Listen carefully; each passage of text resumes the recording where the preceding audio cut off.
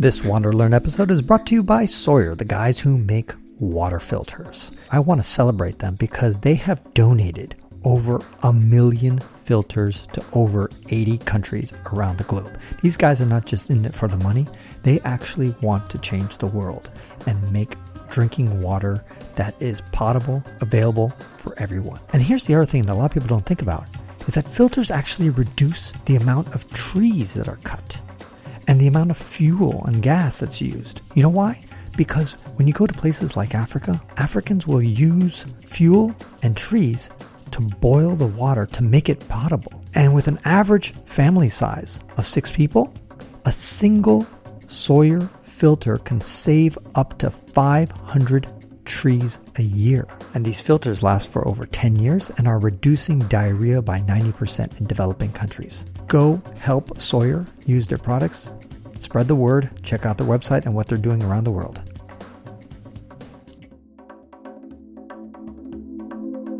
Welcome to the WanderLearn-Podcast. I'm your host, Francis Tapon. I'm here with the famous Gary Arndt for the third time, and he's got a special guest with him, a cricket. Yeah, if you can hear it. I have a dynamic mic, so a lot of times you don't pick up a lot of the background noise, but I guess the cricket is loud enough. Yes. It's just one cricket just sitting there crying for a partner, I guess. Yeah, it's been an issue when I record my show, especially because I'll turn off the lights to stop, any background humming of the lights. And then when you turn off the lights, it thinks it's dark, and so it starts chirping. Gary, you have started a brand new podcast, and I've become a total fan of it. And I want to just discuss it and get people aware of it. You've helped me many times in the past, and I just want more people to be listening to your new podcast. So tell us the name, Everything Everywhere Daily. Yeah, that's the name of it. And as the name implies, it's a daily show, and so the term "everything everywhere" I've had with my travel blog since I started back in 2006.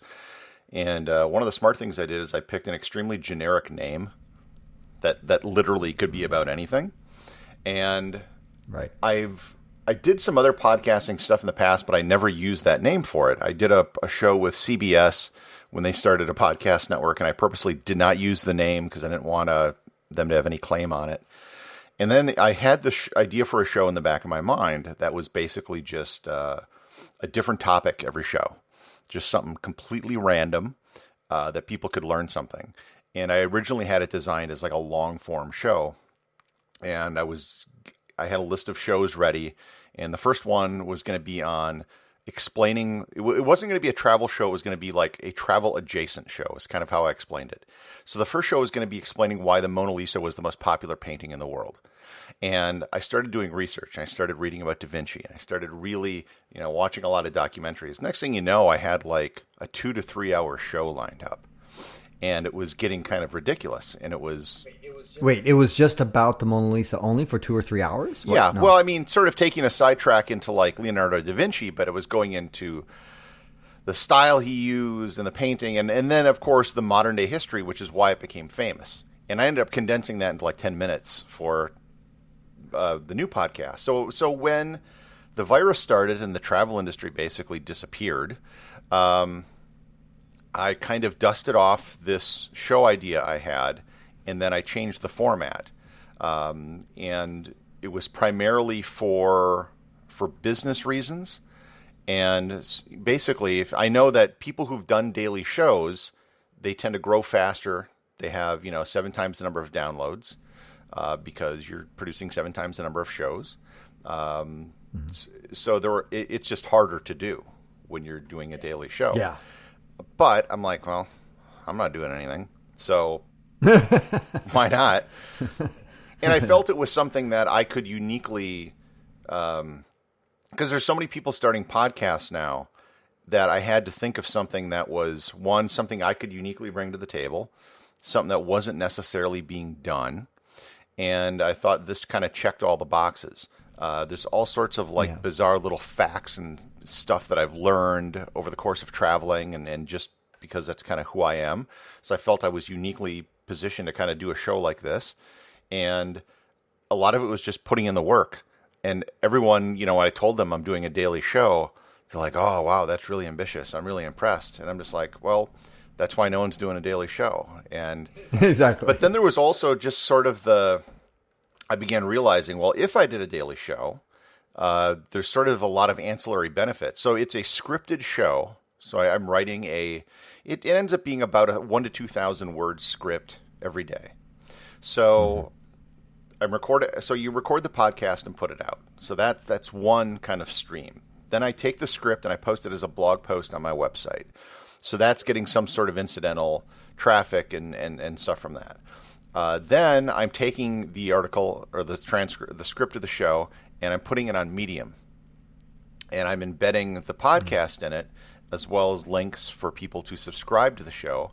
Plus, you can earn money through Medium. It's not a lot, but it's mainly more a vehicle for getting people to subscribe.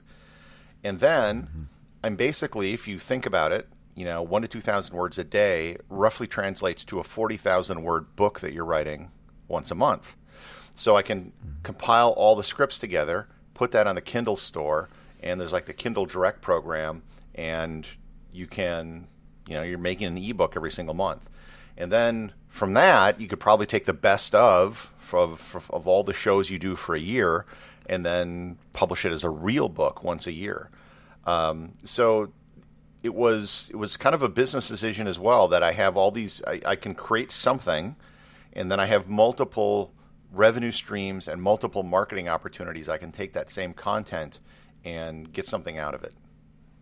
That's great. And I had a strategic question, because some people have said, I've heard, that it's not good to repost your content, like, for example, I used to write for Forbes regularly, and I had the right to post that same Forbes article that I wrote on my website. They let me do that.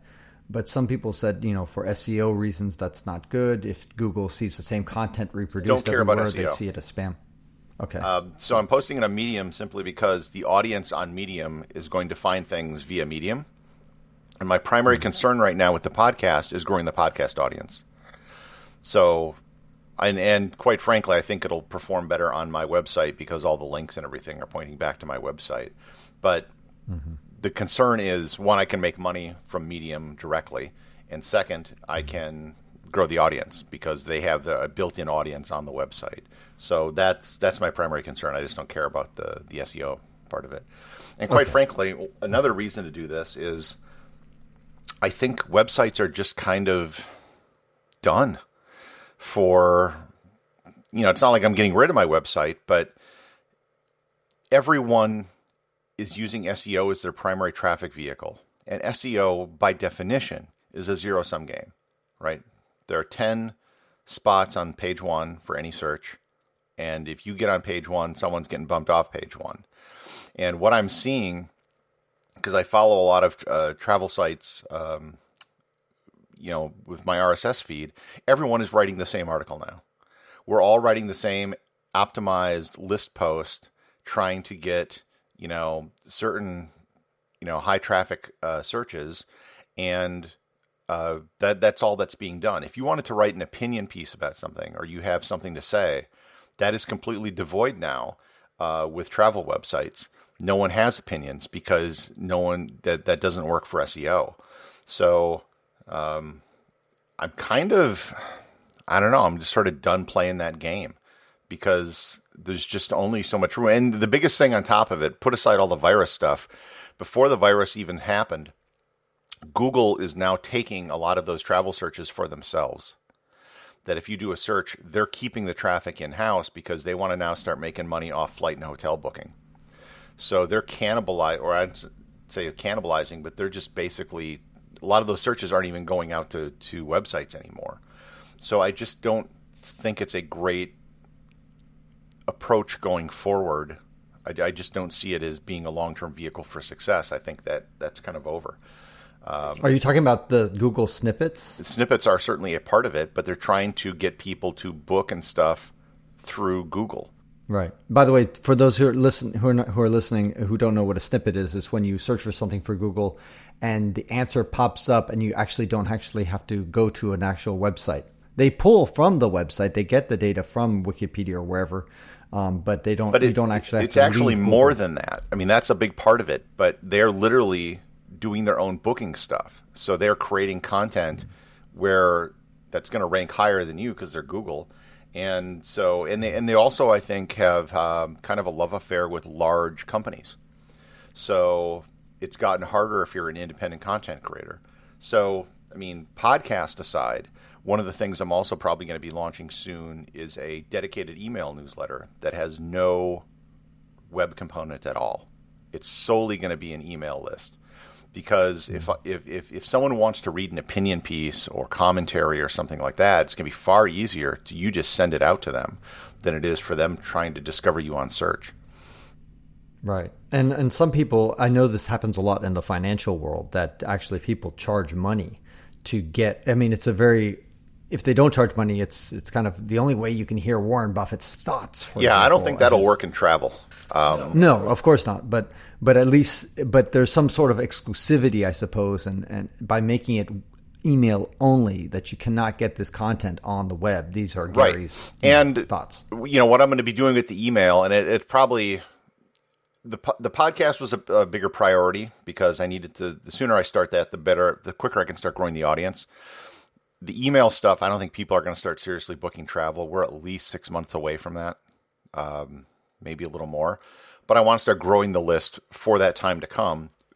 And then one of the things I'm going to start doing, I mean, the target for the newsletter will be well-traveled people, or people that tend to go to exotic destinations or do adventure travel, and to work with a lot of the adventure travel tour companies. So if you wanted to go to Antarctica or the North Pole or something like that.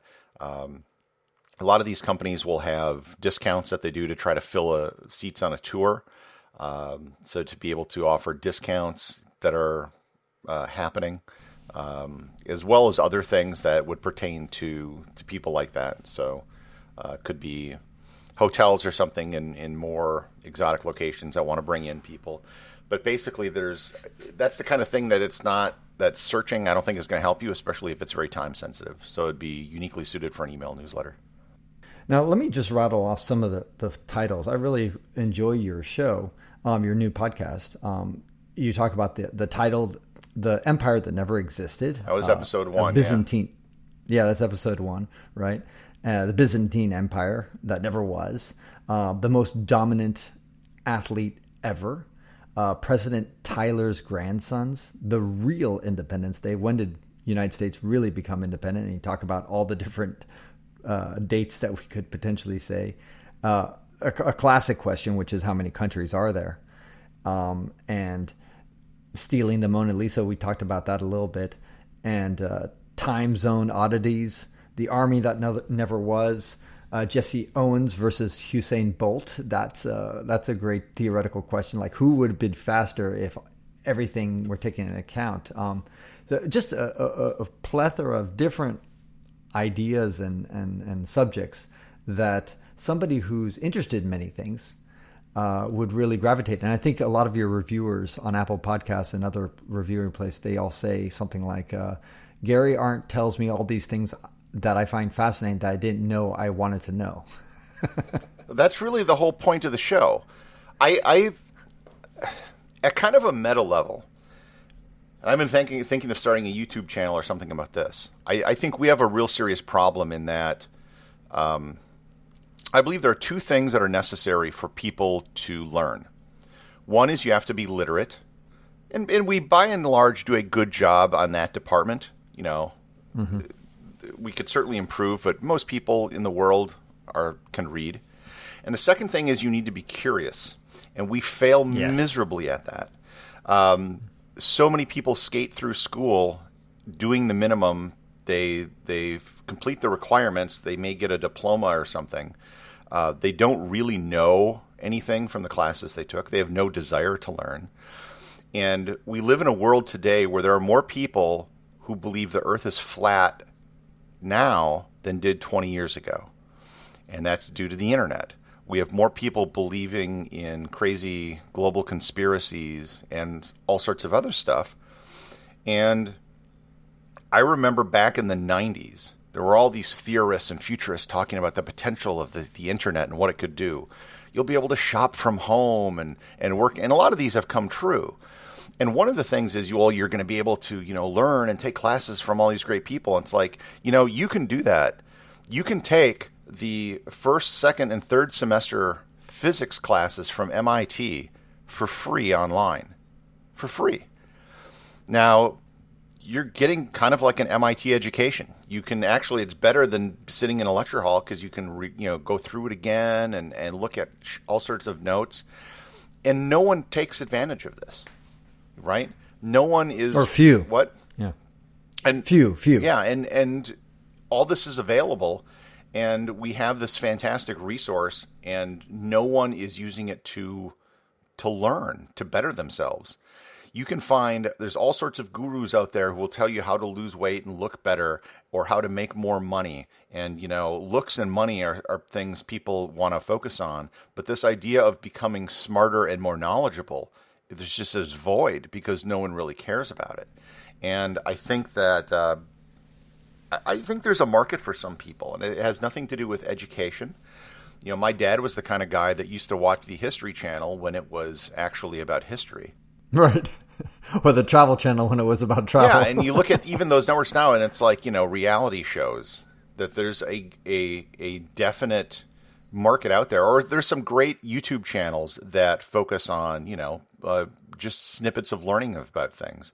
And so, yeah, the goal is every day you'll learn about something that, you probably or maybe didn't know about, and you didn't even know that you didn't want to know about it.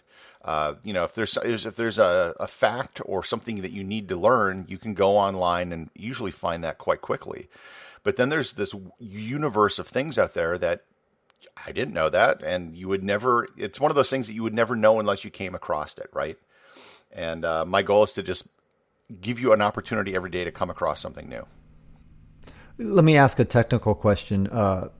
Why did you decide not to, or maybe you could not decide to take that CBS? You had the Global Travel Conspiracy podcast before. You had a lot of subscribers on it. And now you just kind of started from... Oh, really? Well, you had to start from... you had some... I don't know how many subscribers you had, but you had to start from scratch is what I'm saying. Yes. By creating this brand new podcast, which... I would say, anything is better than starting from scratch, which is, why not just grab, even if you only have 100 subscribers, that's better than zero. Because it's a completely different show. First of all, they canceled it. So I literally had to take all the files and move them to my own account. So I lost all of that anyhow. So I rebranded the show and never really restarted it. So it's on Spotify, but it only had like 50 people. And a clean start was just easier to do. To start it new, and it wasn't that big of an advantage, and I'm already well above that, so I'm not too worried. It's hard to start a brand new podcast. I only started mine just over a year or so ago, and you and we both started traveling roughly 12 years ago or so, and we both started blogs roughly around the same time.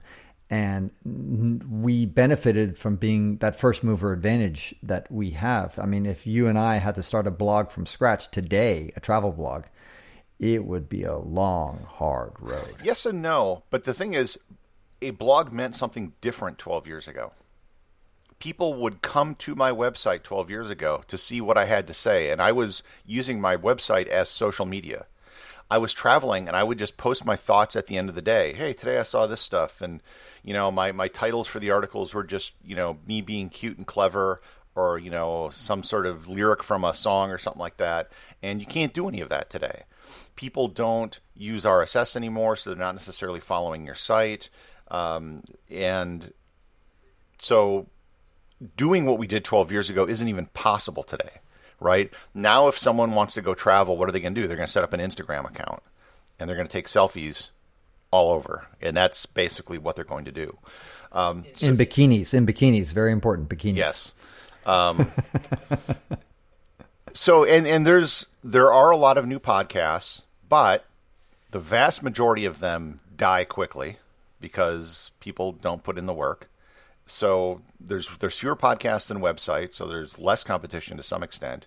And then, like I said, I just wanted to do something different to set myself apart. So it's a scripted show, not an interview show, and it's a daily show. And I'm just doing these things I think that will hopefully find success in the long run. What is your strategy on getting content? Because you must think about, okay, how am I going to be on my 1000th show, for example? So before I launched the show, I created a list of about 150 different show ideas. And I've gone through some of them, and then I've added more over time. So I got it up in front of me right now. And I have listeners are now starting to send me ideas as well. Some of these were interesting ideas, but I don't know if I can make it into a full show idea, or I may have to do something to like merge it with some other stuff. So like one of the things I have is something on the 7 ancient wonders of the world. That would be an easy show idea. Another one I came up with was the origin of the Nike "Just Do It" slogan. I don't know if you're familiar with that. No, I don't actually know the origin of it. I know the origin, by the way, of how Phil Knight created the Nike shoe. I remember he had a waffle iron. A waffle iron, yeah. So I may have to merge it with that. But he only had 2 colors, red and blue. The origin of the slogan came from Gary Gilmore, who was the first guy executed in America after the Supreme Court lifted the ban on the death penalty. And his last words before he was executed was, "Let's just do it." And one of the Nike execs heard this and turned it into their slogan. Wow. And that's where it came from. And a lot of people don't realize that. No, I definitely don't realize that. And I didn't even realize that the Supreme Court lifted. Was that in the 80s? No, or it was when in the 70s. Happen? So there was that's why Charles Manson never got executed, because he was sentenced to death, and then the Supreme Court stopped the death penalty, and then they overturned it, and this all occurred in the 70s. And Gary Gilmore was the first guy executed. He was executed by a firing squad in Utah. And this was in 1976, I think, 77, around there. Is that a 100% fact that Nike got it from Gary Gilmore? Yeah, the guy has talked about it in interviews. Who came up with it, and I don't think it's something they really publicized. But right. Yeah, so I don't know if I can do. Maybe I would have to do an episode like on the history of Nike or something like that to kind of, it's a fun fact, but 30 seconds more, I don't know what you can do. So there's a lot of stuff like that. And there are other things I've realized that, well, it's kind of a visual thing, so I don't know if it would work on a podcast. So I had one of my degrees is in math, and there's a famous proof about how some infinities are larger than other. And it actually involves no equations or anything. And usually when you tell people this, their minds are blown because, what's bigger than infinity? And when you explain, well, no, there are actually things larger than infinity. There are infinities bigger than infinity. It blows their mind, but you can actually sit down and prove it. And there's lots of videos online that go through the proof. But it's kind of a visual thing that you have to show people. It's not, like I said, there's no equations. It's not hard. You can explain it to almost anyone. And I realized that probably wouldn't go over really well. And I had dinner with my mom and my aunts. And I was telling them this idea for a show, and their eyes glazed over. And I was like, yeah, maybe this isn't going to work. Now, most of your shows are roughly, I would say, 7 to 10 minutes long or so, right? And so have you thought about experimenting like on a 3-minute show and maybe a 15-minute show? I don't think I would do 3, because when you factor in theme music and an ad and everything else, then that ends up taking up a huge part of it. So I don't think I would do anything less than I think my shortest show was 6, but usually it comes in at 7 or 8. I could go up to 15. My show that I recorded yesterday was a bit longer. And that was an experimental show as well. I explained the differences between European sports leagues and American sports leagues. And it was really more of an explainer show.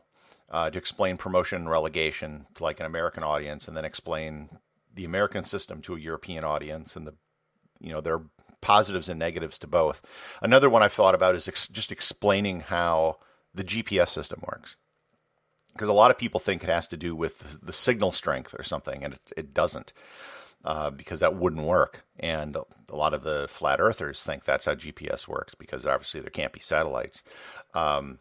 So just to do a basic, Hold on, let's dive into that for 1 second. So you said that the when you're saying signal strength, I thought it just has to do with how many satellites you are able to connect to simultaneously? You need at least, I don't know, 5 or 6. Well, 4 is the minimum, but right. But what are you connecting to? What are they telling you that lets you determine your location?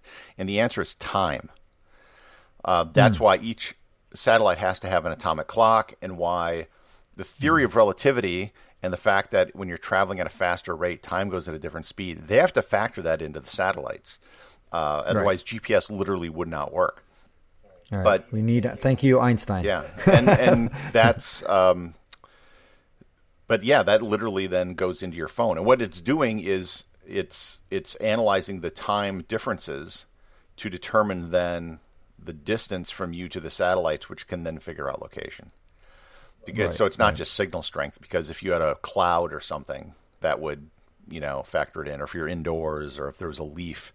That would all affect signal strength, and then it wouldn't work. So you can't use attenuation to do that. You're predicting that in 2021 is when we're finally going to start to travel again, that this year is pretty much done. 2020 is pretty much done.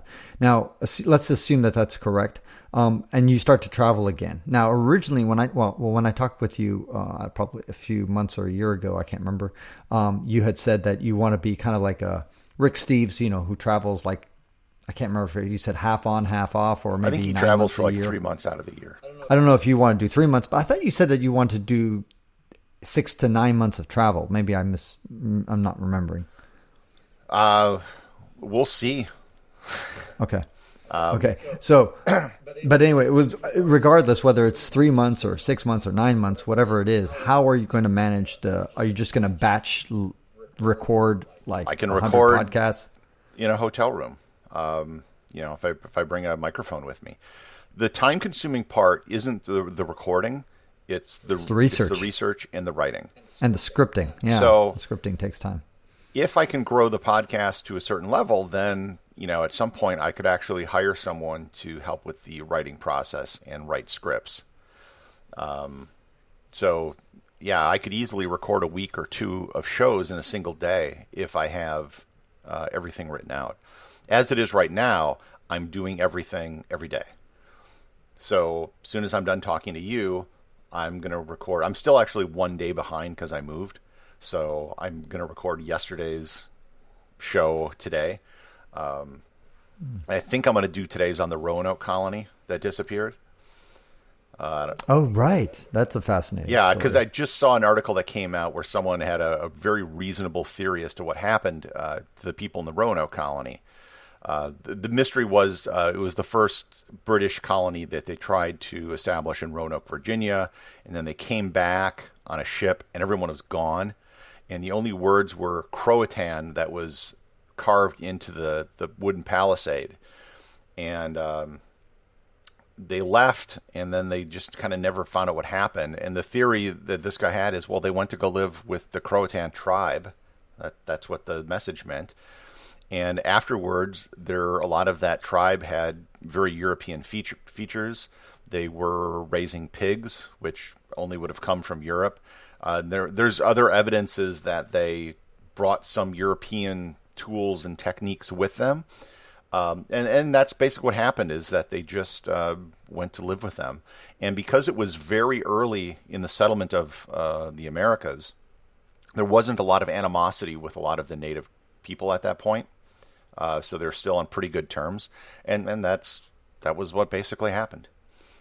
Interesting. So they didn't get wiped out or die of starvation or whatever. There just probably got assimilated. was a great deal of death, because that always happened with a lot of those initial colonies. If you read about the Pilgrims and the initial Plymouth colony, I think half the people died in the first winter. Jamestown, they also had similarly high death rates. But and the reason they probably had to leave was because they had a large die-off in the winter, and then the survivors went to go live with the tribe. Do you, by the way, have a problem that I have sometimes when I do not talk about travel or backpacking and hiking, that all of a sudden some of my followers say, "Shut up, Francis, stay in your area of expertise"? No, I haven't. Okay. Because I explicitly started this as a non-travel thing, which is another reason why I launched it as a separate thing. And it hasn't been a 100%. The audience hasn't carried over 100%. Some people just don't listen to podcasts, and some maybe they'll try it and they just a daily show is too much for them. Even my mom and a lot of my best friends, they don't listen to it every day because it's such a. My theory is that you only can devote so much time per week to a show, and either that's going to come in one chunk in a weekly show, where it's like an hour roughly, so it's approximately 10 minutes a day, or you can just split that time up 7 ways like I did. So it ends up being about the same amount of time as you would commit to a weekly show. Yeah, no, that's a fair assumption. I would agree. And the way I just handle your shows, I just look at the title and maybe the description, but usually just the title. And if it looks intriguing, I download it. And I'm like, well, it takes me 7 minutes, 8 minutes to listen to it. And I'm almost never, ever disappointed. I mean, I always find everything that you cover interesting and fascinating, because I guess I'm one of those curious people like you're talking about. But I guess, some people with me, if I start talking about other issues that are not travel related, people will say, hey, no. But I think everything is travel related in a way, because the hotels and the flights, if you look at most travel media, well, let me back up a second. If you look at what areas are most popular online, or what are the most popular for blogging and podcasting, you have sports, politics, celebrity gossip, technology, and and there are some other things as well. But what all those have in news, common, politics, news, politics, they change every day. There's always a new game. There's some scandal, whatever, in the news for politics. Someone's sleeping with who, someone's dating someone in celebrity gossip. There's a new iPhone always going to come out. Something new is happening. Nothing new happens in travel, right? It's not like, oh, this brand new country just got created. Let's, that doesn't happen. At best, there's, they built a new hotel. You probably get a lot of these press releases. It's all boring stuff. And so what we end up talking about is flights and hotels, which is an important part of travel. I'm not trying to dismiss it, but let's face it, we don't travel so we can fly. We don't, I really got to stay in a hotel. I've been telling people, if all you care about is flying, get an uncomfortable chair, put it in a closet, eat a TV dinner, and sit there for 8 hours. That's flying. No, we do that stuff to go do other cool stuff. And that's why I traveled to begin with, right? Is to go to these places and do these cool things. And that's why I went to World Heritage Sites, because you could learn something when you went. And that was why I did it. And so this is, at least for me thematically, the same as travel. I'm not, in some of the episodes, I will get into, you can actually go and visit this thing or this place, but it's ultimately about learning. So that's what it's always been for me. And I never was the budget discount travel guy or points and miles, which is focusing on the minutia of how to travel, but ignores the question of why travel. Right. And I agree. And I think that you're obviously a very curious traveler, and that means that you go out there and you try to absorb as much as you can. How is this going to affect your photography? Because you're a huge photographer. You've won lots of awards. You're self-taught, but you've done some great stuff. I don't know. You're just... okay, because you're gonna. I'm just thinking, as you're traveling, you got to post photos. You got to, that takes time. You got to go to Lightroom. You got to do this. It's just, I don't know how you juggle it all, Gary. You're amazing. Well, photography. Here's the thing. It's not like anybody was paying me to take photos, right? It's just something I did because I had a website and social media, and I think I got pretty good at it. But travel is something that I've been doing for a while. And prior to travel, I always kind of did something completely new every 4 years in my life. Started a brand new business, did a different thing, went back to school in my 30s to study geology and stuff. And it's been a while since I kind of reinvented myself. And I think I'm due for it. And I think I'm pretty comfortable with this. I haven't taken a photo since February. Wow. I haven't even taken the camera out. And so I don't... What is your camera, by the way? The Sony A7R II is what I'm currently using. Oh, that's a nice phone. But, I don't self-identify necessarily as a photographer. It's not, It's just something I kind of got good at, and now I'm trying to become good at this. So, and I think there's something also to be said of starting over from square one, because this experience has reminded me a lot of when I was running my website back in 2007, 2008. I haven't looked at the stats on my website in ages. I just don't care. But with my podcast, I'm doing it every day, like several times a day, looking at download numbers and stuff like that, because when you start at zero, the numbers are so small that a small, especially when you're posting every day, if I get a brand new listener and they go and download all the back catalog, that shows up on the stats at this point. So I don't say I'm starting from square one. I've been saying I've been starting from square two. And it's, because I do have an audience that I've been able to use to get things going. But it's, it's been kind of fun, because the joy of launching something new is something I haven't had for a while. What were some of your one or two most popular downloads so far? You've done about, I think, 40 episodes. I can't remember. I record number 50 today. So. Okay, got it. So which ones have been the most popular one has been spikes? about Alan Francis, the world's greatest horseshoe pitcher.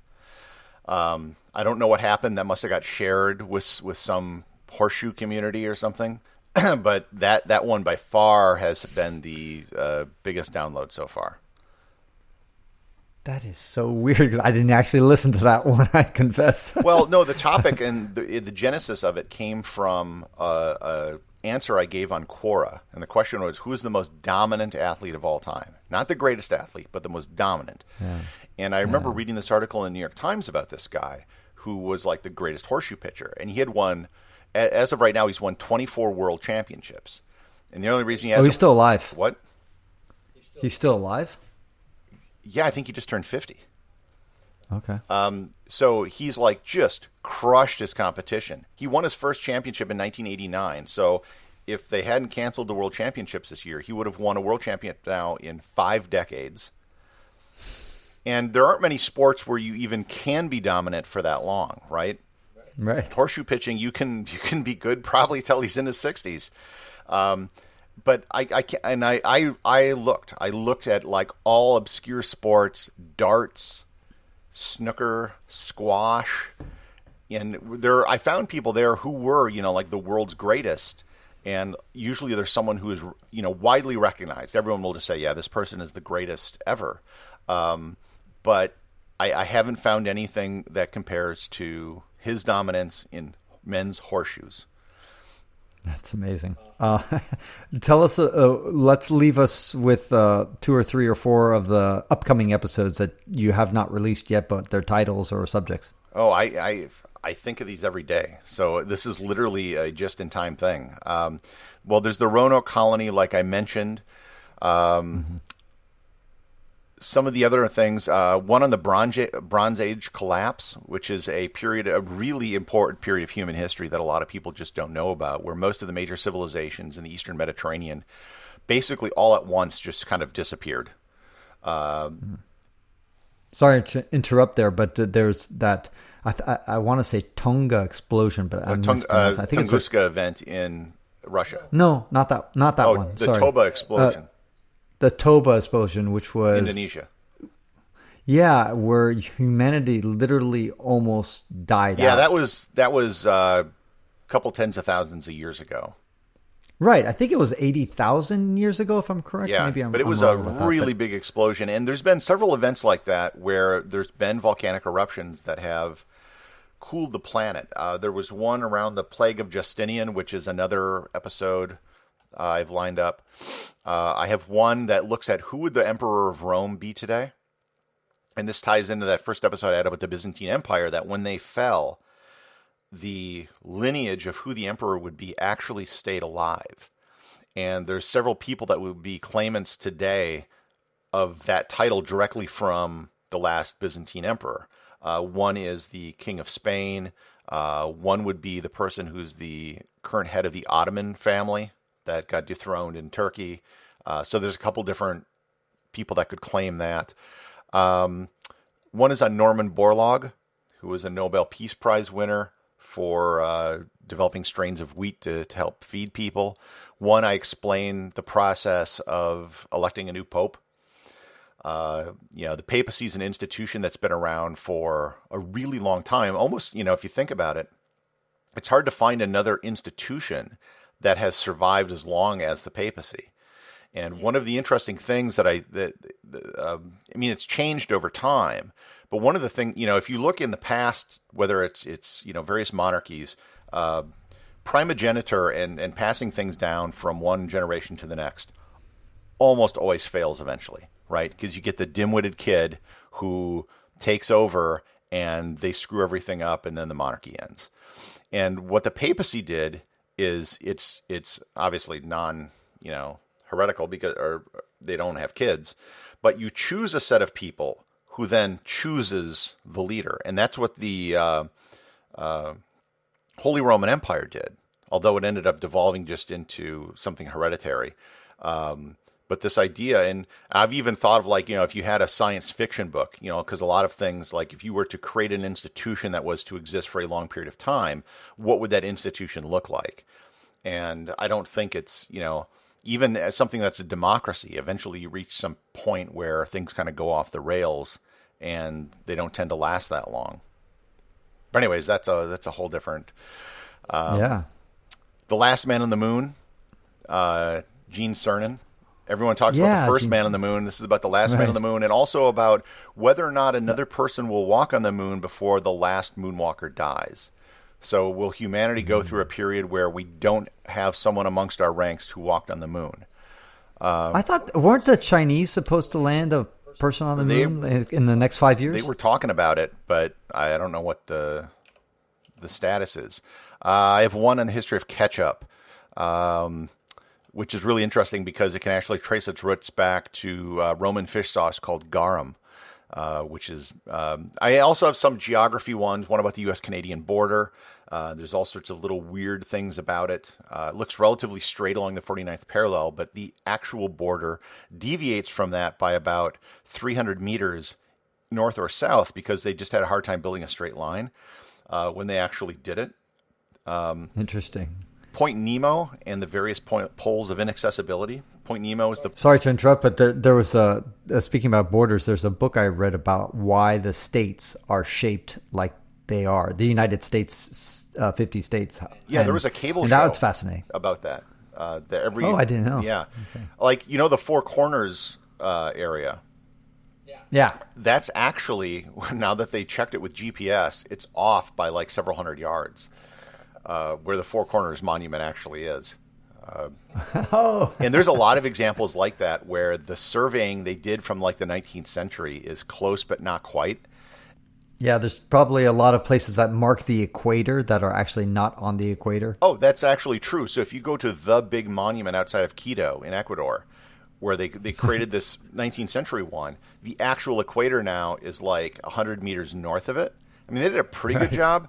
And some guy just built his own little thing there, and he makes all the money now because that's people want to go to the actual equator, and because they can check it on their phone. That's so funny. That's crazy. You should do an episode about seafaring where there's this one.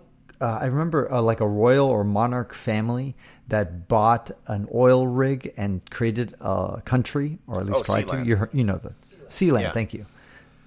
So no, we just talked about that on This Week in Travel about like micronations, and I also had something. This was one of my ideas for my original show, the long form show, was on Polynesian navigators. When I first started traveling, that's where I spent like the first 6 months was going through the Pacific, and having been to these islands, you have a lot of respect for these people that basically went in dugout canoes and traveled thousands of miles of open ocean. And you also have to remember a lot of this was done in the Southern Hemisphere, and there's no North Star in the Southern Hemisphere. So the one thing that a lot of like European and Asian navigators had to orientate themselves, they did not have the Polynesians, which kind of even makes it more impressive. So are you suggesting, Gary, did I hear you right, that you may be traveling a whole lot less, that this is like chapter 17 of Gary's life? and that you may just kind of hang up your hat more or less and just focus on this other aspect? Oh, I'm still going to keep traveling. The question is to what end and how much. That I don't know, because I mean I'm not at a point now where I can even start planning stuff.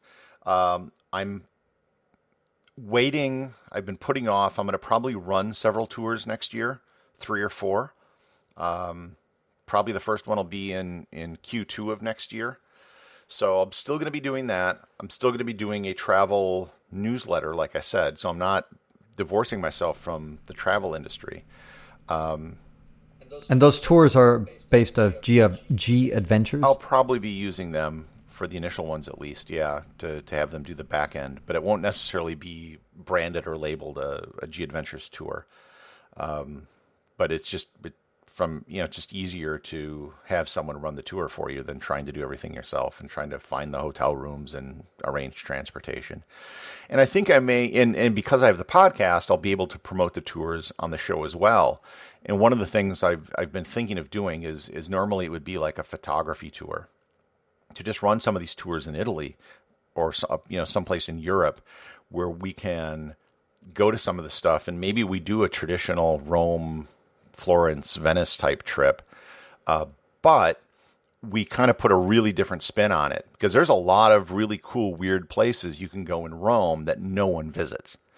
The palace, Nero's palace, which actually the word Colosseum comes from the fact that it was built where there was a gigantic statue of Nero built called the Colossus.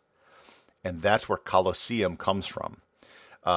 He built this enormous palace, which was the largest building ever constructed in antiquity.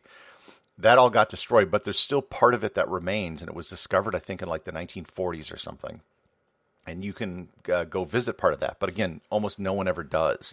And there's all sorts of this kind of stuff that you can do and see in Rome and Florence that are kind of like, most people just don't know it's there, or they don't think to go look at it. So I think you can kind of have a tour built around some of this stuff that might be kind of fun and interesting. Definitely. Wow.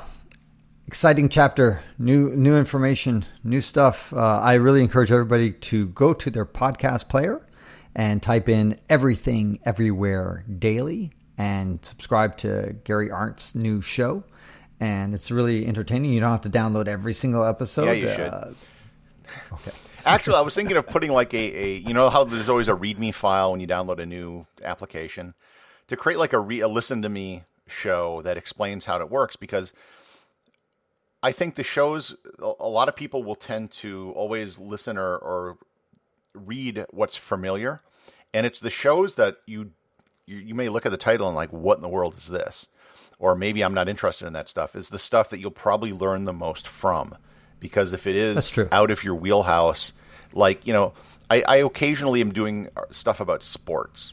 Whether it's like the boxing show, you talked about all the different classifications of boxing. And some people may not be into sports, and that's fine. What is it, like 6,000 different championships? Worldwide, if you include every weight class, every boxing organization, global, national, regional, there's like 6,000 different boxing titles available in the world.